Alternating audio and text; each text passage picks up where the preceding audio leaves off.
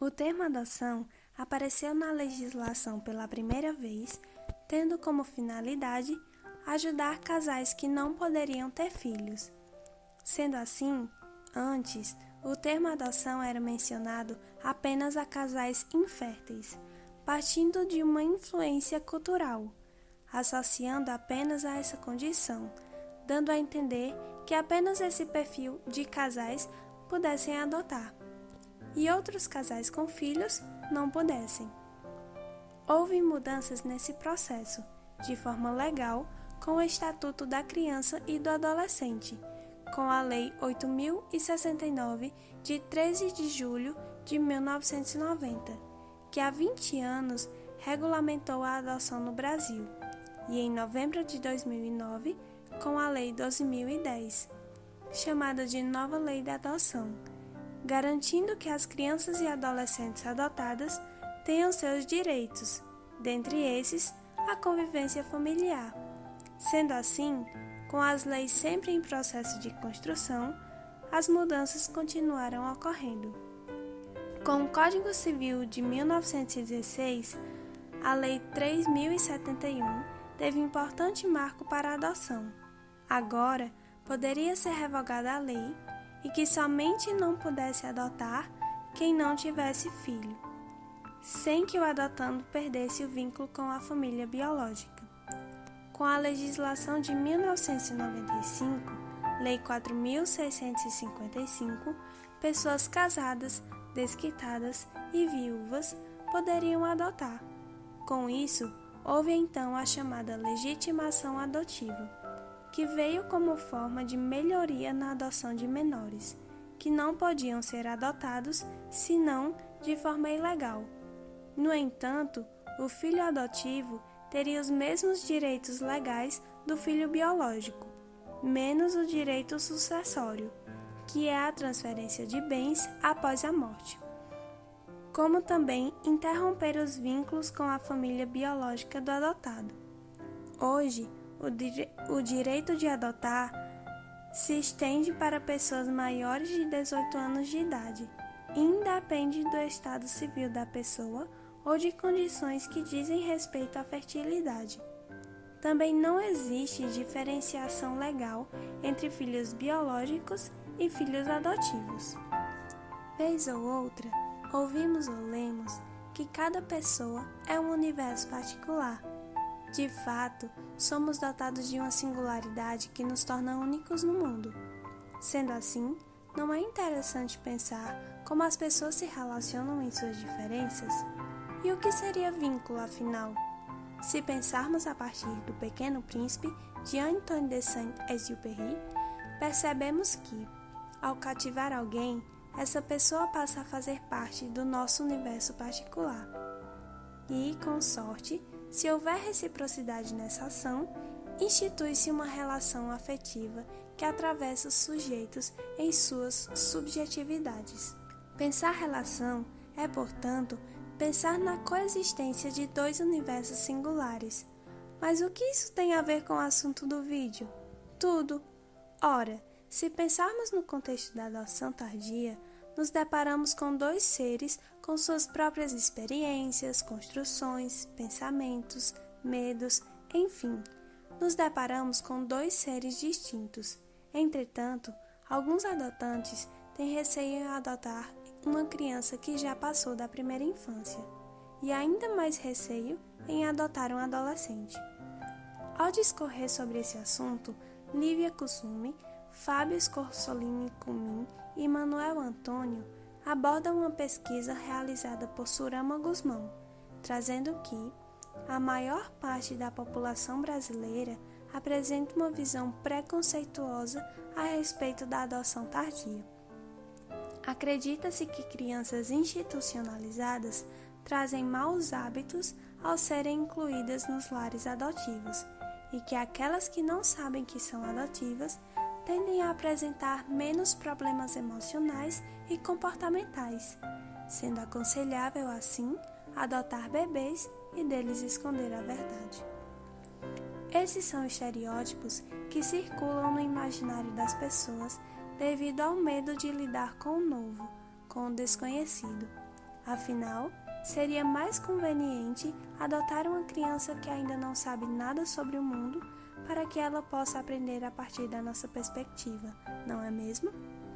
Pensar assim atrapalha a formação do vínculo, pois não se olha para o outro, e sim para o próprio desejo lançado ao outro, sobre no que queremos torná-lo para satisfazer nossas expectativas.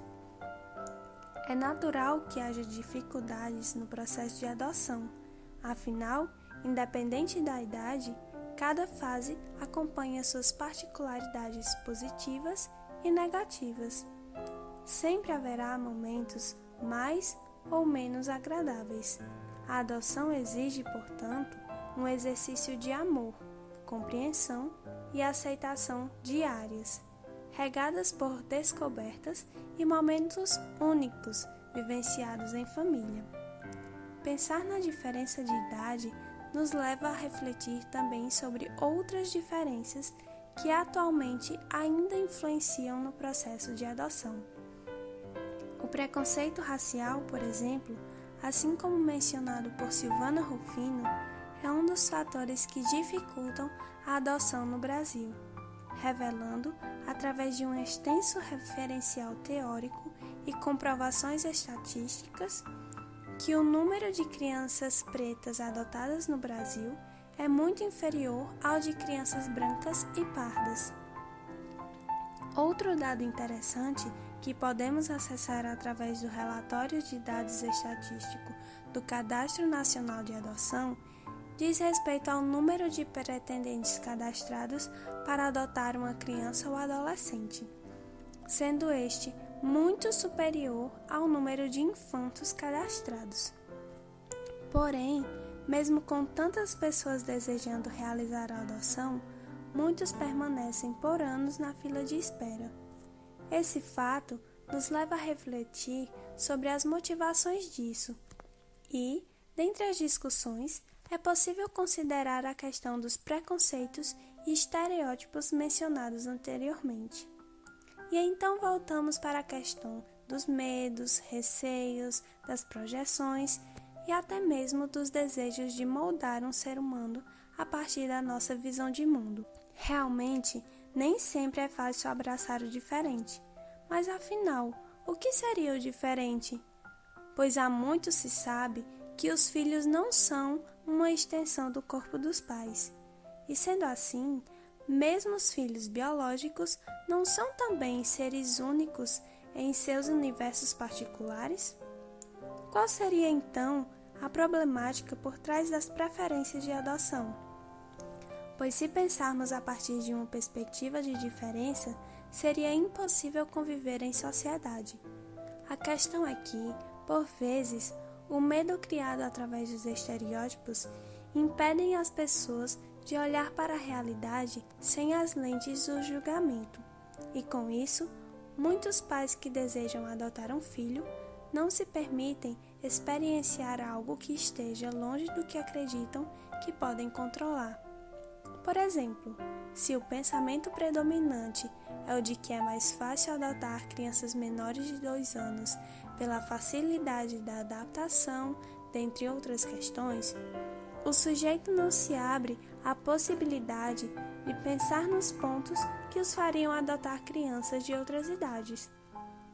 E com isso, não poderá experienciar outra realidade senão uma que se aproxime dos seus ideais. Da mesma forma, ocorre com crianças brancas e pretas, mas a escolha deste, por vezes, relaciona-se muito mais com o preconceito racial do que com outras questões. Dito isso, cabe a nós pensar: se toda fase carrega suas riquezas e singularidades, se o vínculo pode ser formado com qualquer pessoa, de qualquer idade, desde que haja um olhar afetuoso direcionado ao outro, e se o ato de adotar é pensado principalmente a partir de uma entrega de amor ao outro e a si, e não a satisfação dos nossos próprios desejos, quais seriam os impeditivos de adotar crianças e adolescentes considerados fora do perfil? E mais importante ainda, Por que elas estão fora do perfil mais bem aceito? É preciso lembrar que não é o sangue, mas a convivência que gera o amor filial. Assim sendo, a afeição que o adotado tem por aqueles que considera como pais é tão sincera e tão acentuada como a que outros sentem por seus pais legítimos. Imagine-se em tal situação. Quais poderiam ser os efeitos que o impacto da revelação poderia trazer ao espírito em formação do menor adotado? Toda a sua vida poderia, a rigor, vir a ser afetada. É com essa mensagem de Aldo de Assis Dias que nós encerramos este vídeo. Agradecemos a sua atenção e até a próxima.